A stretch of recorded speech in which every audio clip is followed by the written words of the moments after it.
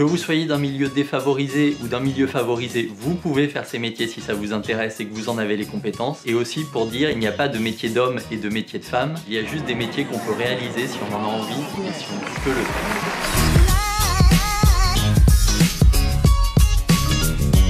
Bonjour, je m'appelle Jean-François Deldon, je suis vice-président de l'association Ingénieurs et Scientifiques de France Auvergne et je viens vous parler de nos actions sur En Vrai.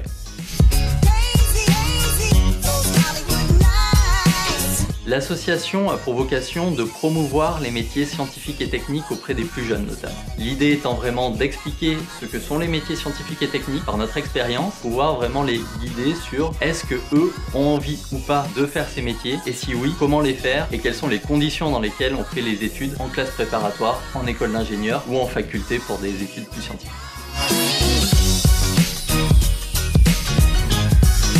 Il faut savoir qu'à peu près chaque année, l'association voit entre 3000 et 3500 élèves. Sur ces 3000-3500 élèves qu'on voit, clairement tous ne feront pas des métiers scientifiques et techniques. C'est pas forcément notre intérêt de faire croître ce chiffre. Notre vrai intérêt, c'est que les élèves aient connaissance de ce qu'ils peuvent faire. Parce que je dis souvent aux élèves qui me disent « moi je voudrais être footballeur ». Ok, vous pouvez être footballeur, donc vous êtes sur le terrain. Après, il n'y en a pas beaucoup qui sont sur le terrain. Mais si vous aimez la science et la technique et le football, vous pouvez aussi intervenir dans toutes les entreprises qui font des modélisations, ça peut être soit des jeux vidéo sur le foot, soit des scientifiques qui mettent au point des capteurs sur les joueurs de foot pour analyser leurs mouvements et s'assurer qu'ils aient encore plus d'impact. Ce que j'ai moi-même vécu pendant ma scolarité en école d'ingénieur en allant à Madrid pendant une semaine intégrer un laboratoire de recherche de l'Atlético Madrid dans lequel ils mettaient des capteurs sur Fernando Torres qui est quand même un joueur quand même assez important et grâce à ces capteurs ils étaient capables d'analyser son geste, de pouvoir même lui donner des consignes à l'entraînement pour que ses tirs soient plus puissants et qu'il ait moins de chances de se blesser. Donc on peut toujours faire quelque chose qui nous tient à cœur, mais via d'autres voies aussi.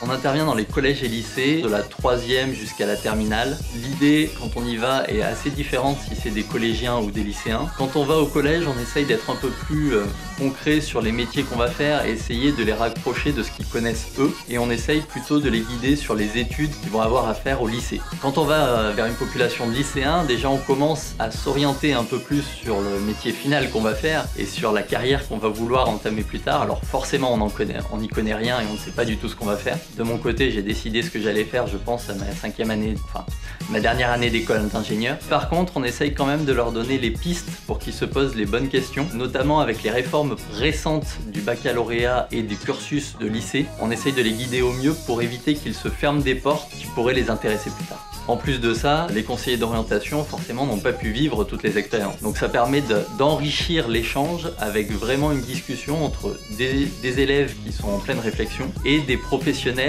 qui viennent partager vraiment ce qu'ils ont vécu. Que vous soyez d'un milieu défavorisé ou d'un milieu favorisé, vous pouvez faire ces métiers si ça vous intéresse et que vous en avez les compétences. Et aussi pour dire, il n'y a pas de métier d'homme et de métier de femme. Il y a juste des métiers qu'on peut réaliser si on en a envie et si on peut le faire.